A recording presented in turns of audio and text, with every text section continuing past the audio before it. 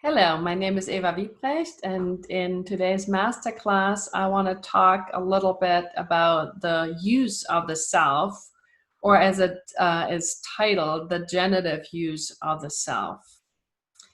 This is actually not a new term. The use of the self was first become known in the humanistic approaches, to name Carl Rogers and Virginia Satir. Actually, Carl Rogers was one of the first one to specifically talk about the use of the self. So what I want to point out is something that we have become known and aware of a long time ago, and which I find some of the points that are really essential today in our work. I myself work in the coaching field. I also work with family systems, family-owned companies, but as well as in private areas. I work in the tradition of Virginia Satir that has developed into the next generation approach under the name of Generative Systemic Satir model. So I feel very intimately connected to the ideas of the humanistic psychology movement. And so this masterclass is really dedicated to old knowing, old wisdom, and kind of, I want to see it as a reminder of where we want to focus our attention. When we talk about the use of the self of the therapist or the coach or the consultant, or the counselor, whatever role you may be in my work, I like to call our role the role of the change artist. So I will probably in the future reference the change artist when I talk about our specific roles, and then you can fill in your own way of what's the best appropriate term to use and that really fits for you. So when I talk about the use of the self, my focus of attention in this masterclass is really on the change artist itself. So I want to focus on the personhood, on the person of the therapist or the change artist. I also want to focus the attention on the quality of relationship that gets established between the change artist and the client. And then the other element I also want to point out is the inner experience, the inner attitude that the change artist holds to use the self, the genitive self, in a way that's supportive and helpful and moving into a wanted direction. So we basically look on different levels: the person, the relationship, then also how we see problems or whatever issues our client brings to the office. Could be a goal, an intention, could be a problem to be solved. But in this work, we actually see that as a constellation of events that take place and then come to this particular way of the client subjectively experiencing that as a problem or as a desired goal that they're not yet able to achieve. So it's not a cause and effect thinking. Our mindset is really truly a systemic mindset, which means that we think in terms of events are constellating by A plus B plus C plus D plus E plus F, and that coming together is resulting into a certain area. So it's a really systemic frame or systemic glasses that we're taking on, if you wish. And then the other crucial idea is also, how do we define the person as a client? Meaning that in this work we see the client as equal in value. We may have different hats on, different roles that we are representing, yet in the personhood, we regard the client as much as the change artist equal in value, which means in this particular setting, the client is bringing himself in and gifting us with something that he would like to get a solution to, or like to make an intention real. So it becomes, as Michelle Ritterman likes to call it, a gift exchange. We gift it by the willingness of our client to offer something that is really dear and important, and in that sense, becoming vulnerable for the client. So our responsibility as the change artist is to honor this gift with an attitude that is understanding that we are some sort, even though we want to be on eye level and want to honor the other in the value of equality, but yet, since one is seeking more support, then there is implicit a hierarchical level in terms of power. So one of the requirements we do have as a change artist, to put it actually into Virginia Satir's words, I want to quote her, she put it in very beautiful words, and I want to read it, because she said, it's the therapist's responsibility to keep the relationship from being exercised in a negative use of power. Meaning, somebody is seeking more support, and that brings us in a more powerful position. And we got to be aware of that and treat that with a lot of care. So in our profession, I just want to bring attention to our mindfulness of treating the pure fact that our client is gifting us with their vulnerabilities, and they are offering that they're seeking help, which in itself creates an imbalance in the relationship, that we do treat that with a lot of care, open-heartedness, kindness, and a way of letting our client know that they can trust us.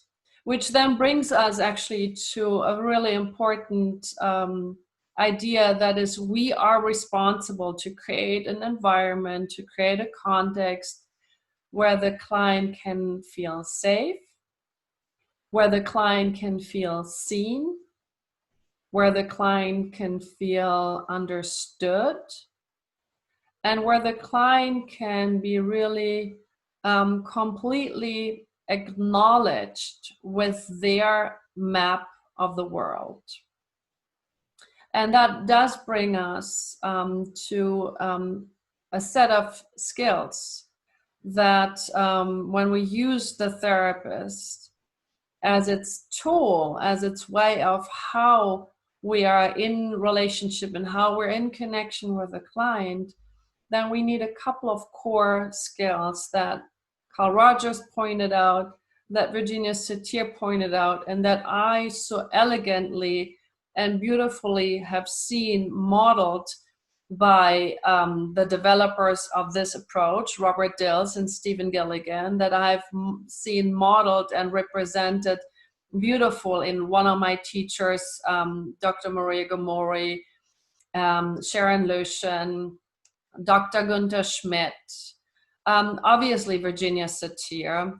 Then Carl Rogers was a beautiful model to that. So we do have models that truly, through their way of being with clients as a change artist, are representing a great model to draw from what it means to embody certain qualities that are really essential when we use the self in the best positive way. So some of the qualities, some of the skills I want to point out are the following. We want to demonstrate a quality of listening that is not just listening, but that is what I would call deep listening, or appreciative listening. Or another term you could use is full accepting in listening, a truly acceptance listening. meaning that whatever our client is articulating, we're holding that with a full appreciation and a full acceptance of being listened and present to. And that takes a very high quality inside of ourselves, because maybe our client is bringing some ideas, a map of the world that may be very different to our own. So it may ask us to be willing and to be able to sit in differences, and allowing ourselves to really know our own map of the world that holds certain beliefs, that holds certain values, but also be willing to notice it, claim it, know it, and put aside when it comes to judgments. So I have my own understanding of my map of the world, yet at the same time, I'm very much willing to listen and receive and accept the map of the world where my client is coming from, so that I can use my own skill sets in order to bridge from my full presence a deep listening and deep understanding to connect to the map of the world of my client with full acceptance. So the quality of listening is to me key, and if you know Carl Rogers' work, then you know that his way of working was described as a client-centered approach, meaning that the client's map of the world was really the central element, and in order to have the session been guided. So I definitely have to take my ego aside and drop into a much deeper place, which I would call the deepest core authentic self. Or to put it in Virginia Satir's words, we call it the embodied universal energies. We have multiple different faces, different ego parts that hold competencies, that hold skills that are really important. Yet in order to really sit fully appreciating with our client and fully accepting their map of the world, I need to find a way to fully enter a state in me where I am in the deepest authentic self, so I become embodied universal energy. And that actually is the deeper self. Or if you look at other approaches, maybe internal family systems, Dick Schwartz talks about the capital S self, which holds, if we don't know what that really means, he gives a really nice description model that is holding certain ingredients that I find connected and embodied in myself, to maybe get an understanding, am I really tapped into my deepest embodied universal energy? These he calls the 8 C's. And the 8 C's are, I'm really centered inside of myself. So I really am feeling embodied and connected and centered. I feel a sense of calm. I'm also related to a sense of openness and curiosity. I feel compassion to my own self and also compassion for the other. I feel courageous. So I'm willing to hold the unknown and holding risk-taking. I'm feeling connected, in connection.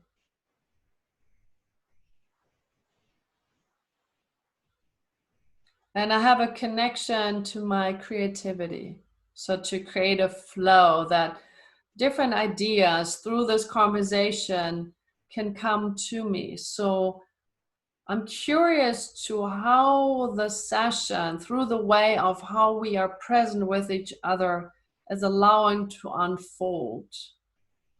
The session does truly begin when the technique fails.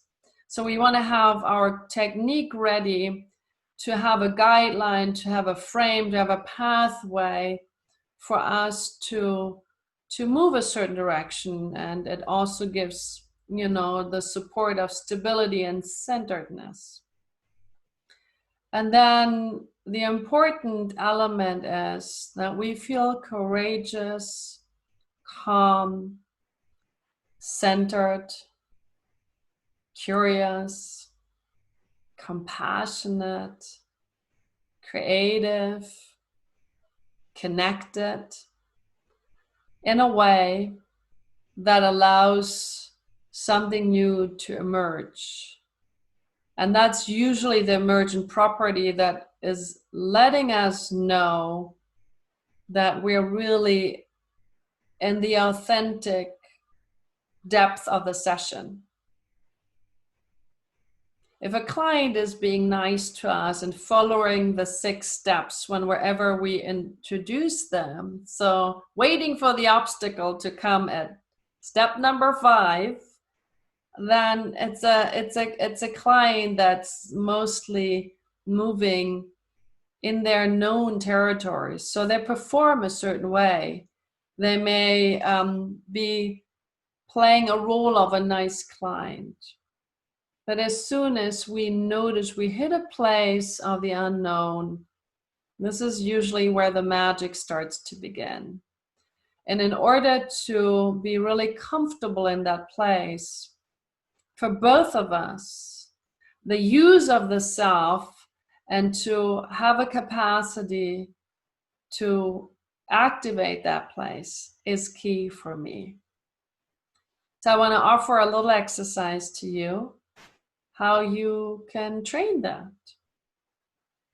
So I invite you to take a moment to get a comfortable position. And maybe you want to focus a little bit on your breathing, that you can deepen your breathing.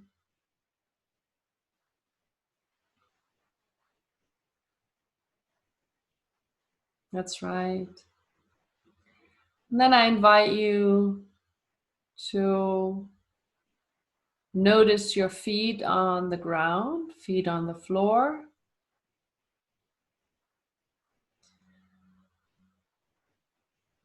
And as you take a nice breath, I invite you to connect to grounding. You want to feel the weight on the underside, especially on the feet planted.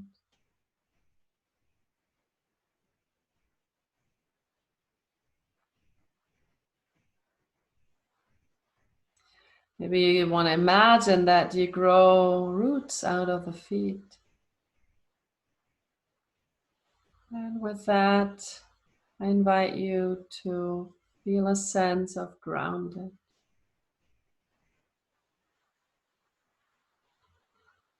It's the energy of being here, now. Quality of being practical, getting things done.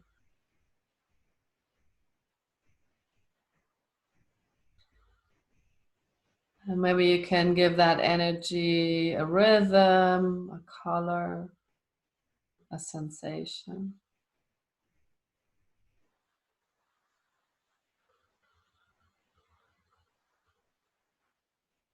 And then I invite you to allow your breathing to continue and even extend above the crown chakra, above the head, so that you can allow yourself to connect to a second energy, which is connecting to the heavens above the head. Maybe it even helps you to let your arms point and connect.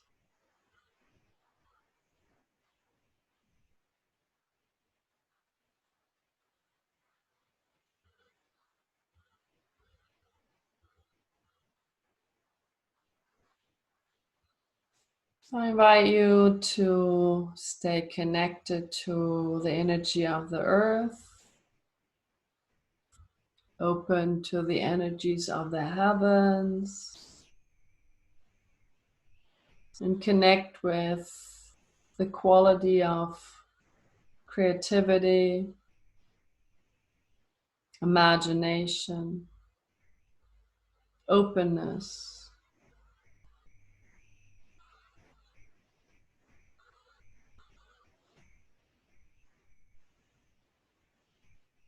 And as you have that, I invite you to have these two energies dance, connect, and meet, so that you can create a beautiful third energy coming from your belly center, or maybe your heart center.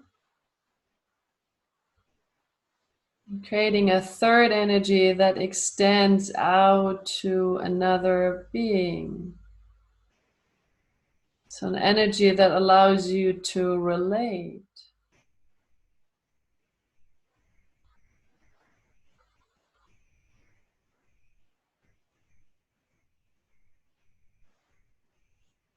Maybe you can find a sense of having those three energies flow at the same time.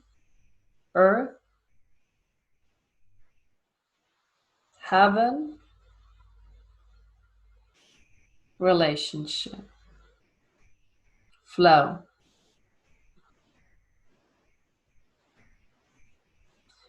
So that you keep those axes alive. And notice how that allows you to bring your embodied universal energy into the conversation, relationship, fluid with your client.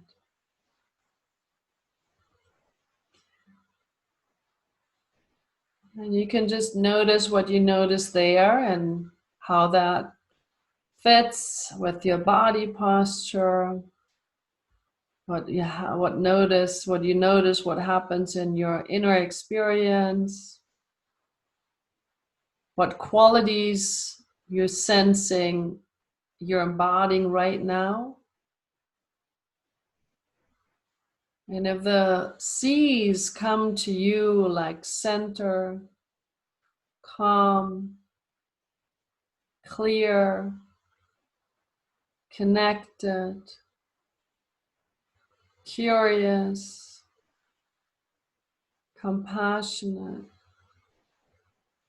creative,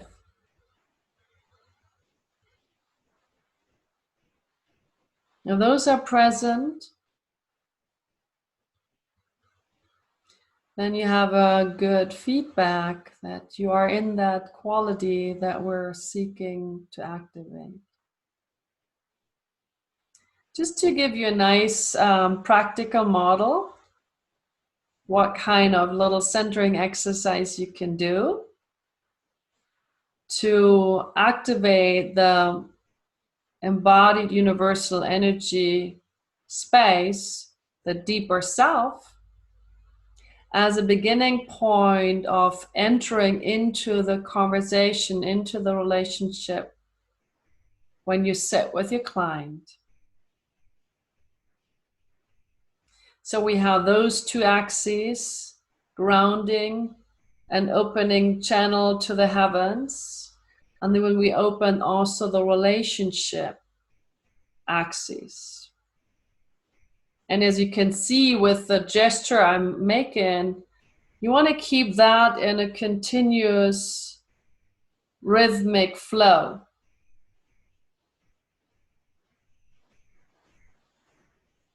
So that's a nice way to detect yourself. Where am I? What kind of state have I established? Is this a good state to be in to really use myself in a profound way? to put it in Carl Rogers' ways, he said at some point, talking about the use of the self, that at some point he realized that his pure presence, his way of being with the client, had healing quality. That is something we want to aim for, as research has shown long time ago, many times again, that the approach that we hold is just secondary. The most impactful criteria of the success of a therapeutic process or of a change process is the relationship between the change artist and the client. And so the next thing I would like to focus on is on a couple of relationship qualities. One relationship quality that is really essential to hold, as I mentioned before, is a capacity of deep, accepting listening. And what that means is we want to really sponge in the way our clients are holding their story and how they experience what they experience through their own way, through their own subjective experience.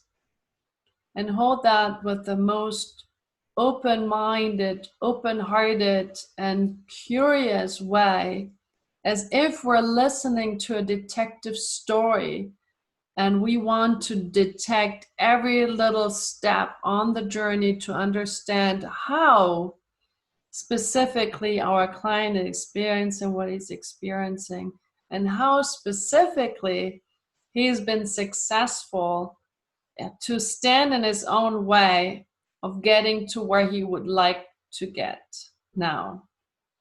Because even if we have a way of quickly asking them where they want to go and they can answer the question, then the curiosity is, how is it possible if they can articulate what they want, what they really, really want, that it's not happening? So there gotta be some quality, some competency, how they can be in their own way of achieving what they're achieving. And what that usually means is that our client is sitting in a double bind, sitting in a conflict.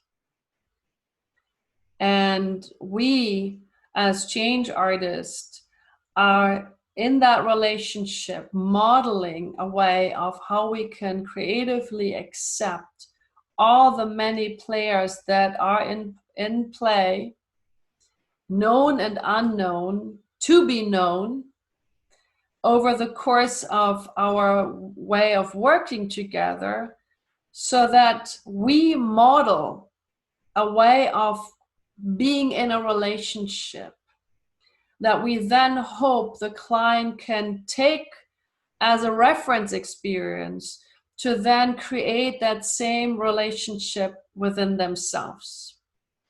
And some of the qualities that are really helpful and that I want to remind you of are coming from some mantras.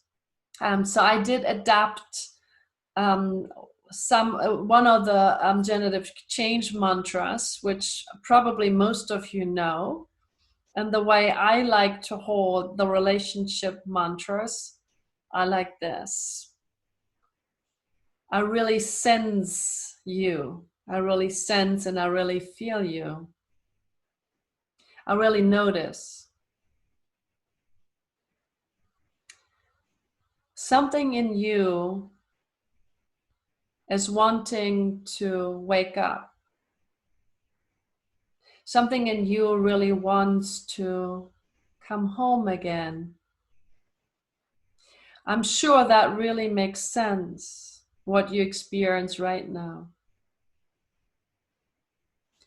Welcome home. I'm going to repeat the idea. I sense, I see, I feel you. I notice you. Maybe even I recognize you. I'm sure that makes sense. That what I sense and feel right now is important. Something in you is waking up. Something in you is wanting to come home again.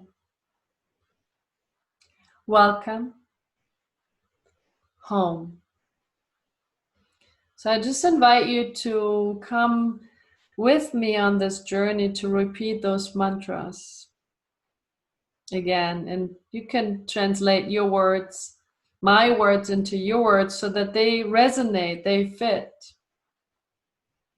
So my version is, I sense you. I notice you. I feel you. I recognize you.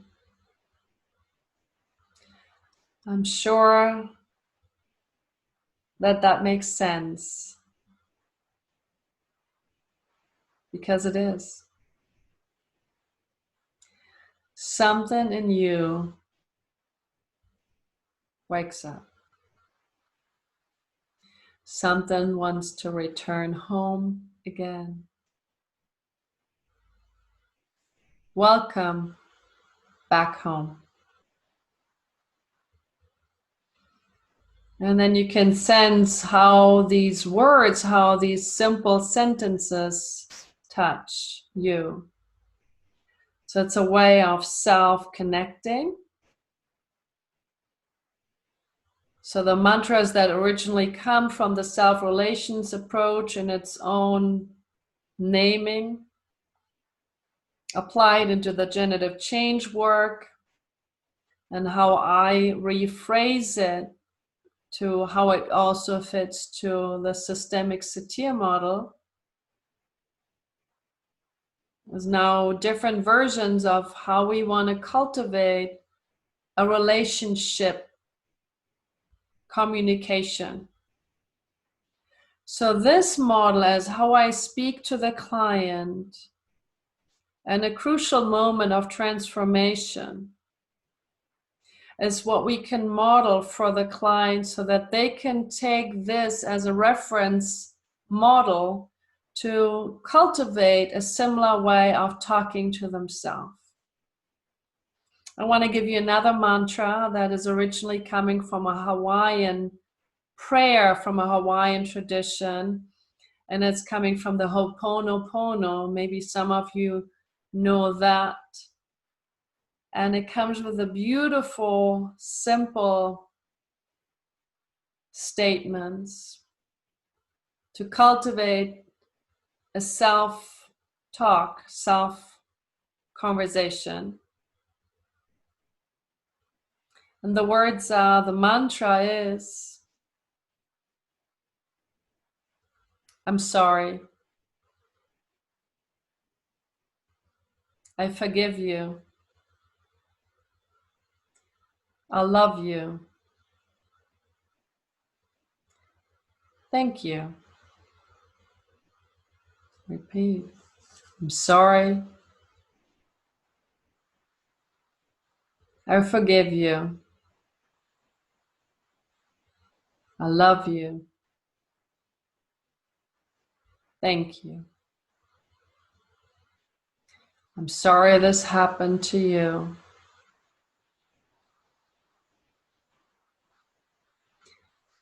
I forgive you. Maybe having to have moved on in life and not paying attention to this part that endured a lot of pain. So now that I notice this part back, I want to forgive myself. I forgive you.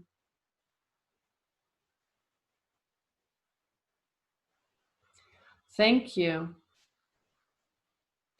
I thank myself for noticing that somehow my spirit is so strong. that now it wants to really seek attention to come back home again. Thank you. Thank you for giving again this opportunity for integration. And I love you. I love you. So sorry. I forgive you. I love you. Thank you.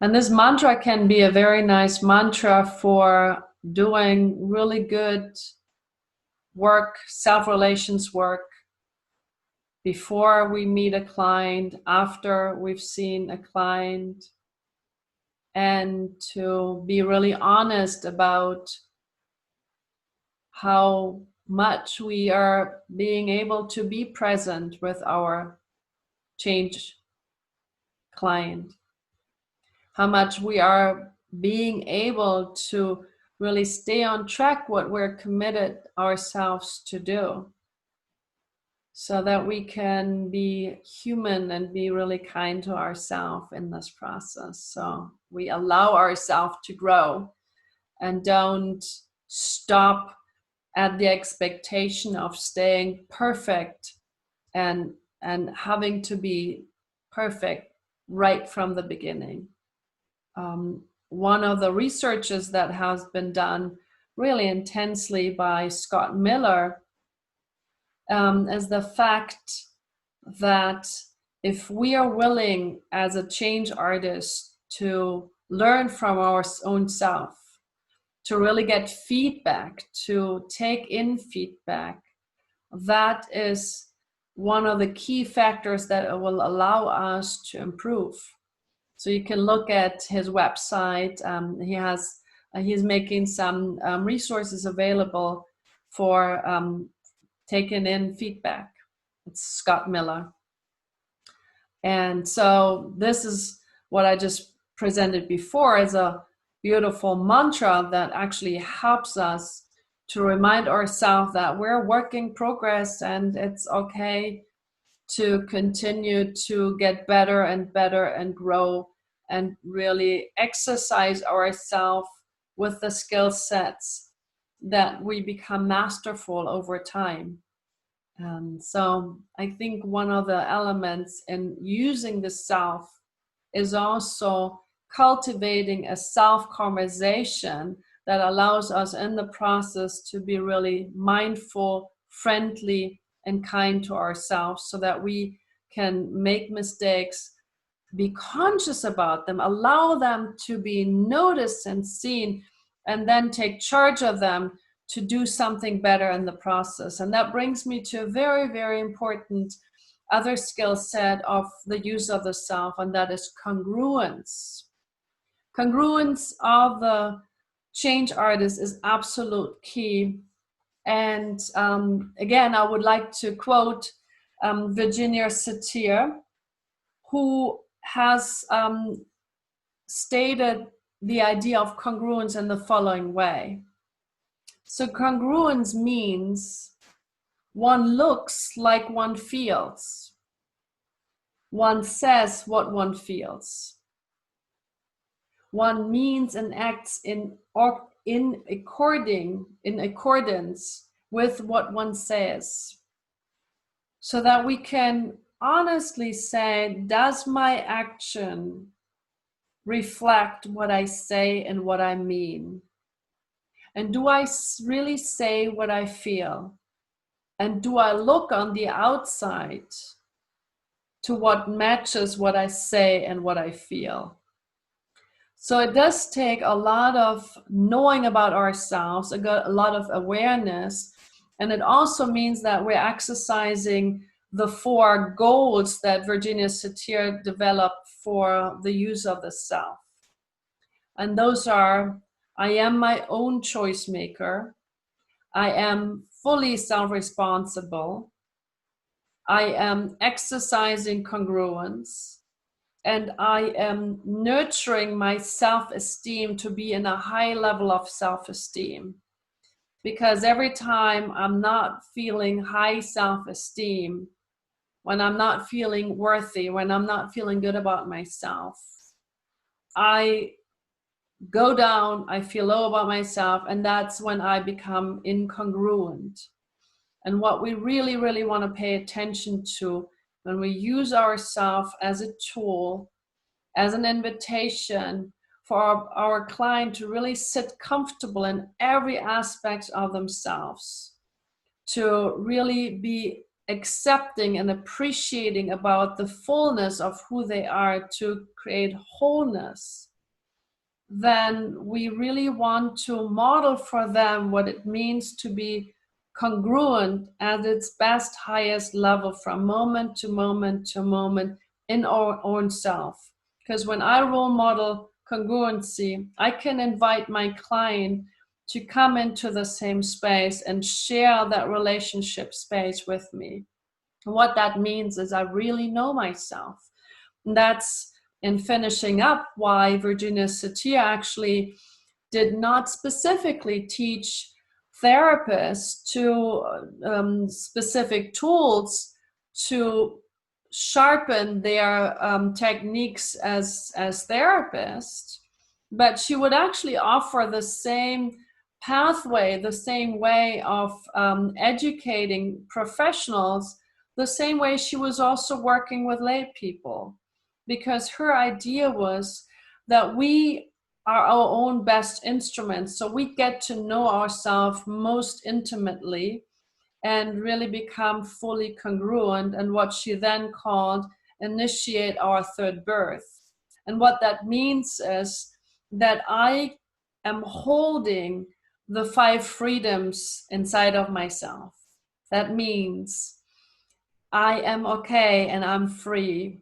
And I use my freedom of seeing what I'm seeing and hearing what I'm hearing. I'm using my freedom to speak about what I see and hear. And I know, and I'm free to feel fully what I feel and can bring that into expression as well. And I'm feeling free to ask for what I need and want. And I'm feeling free to take a risk into the unknown and rock the boat, meaning I have the capacity to challenge my client. I have the capacity to share my own inner experience as the client speaks. And I may notice that the facial expression speaks a different language to what the words that our clients are sharing. And just saying, I'm noticing as you're saying yes with your words, I notice you're shaking your head. Are you aware of that? And so I can use myself in pointing something like that out. And then depending on how the client is responding, I would not push it.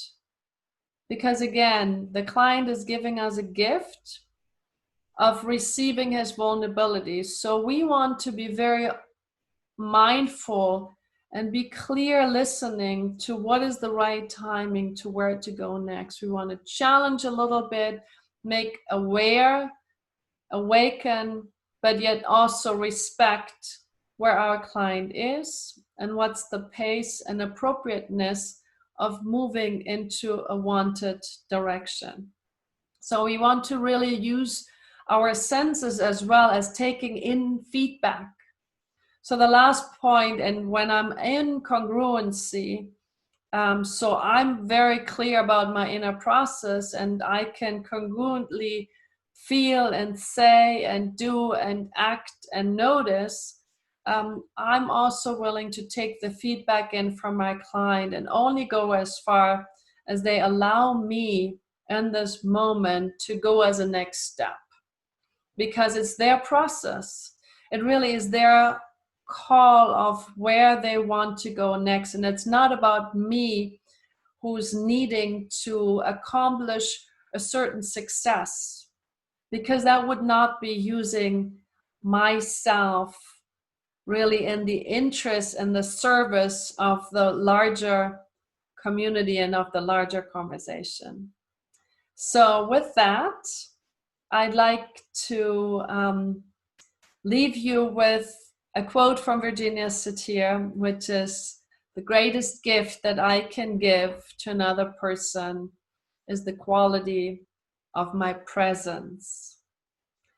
So may we practice a high quality of our presence, and that begins with being present to our own self and understanding what we need in a moment in time to be present to ourselves, and then be present to whoever is asking us for support and for help.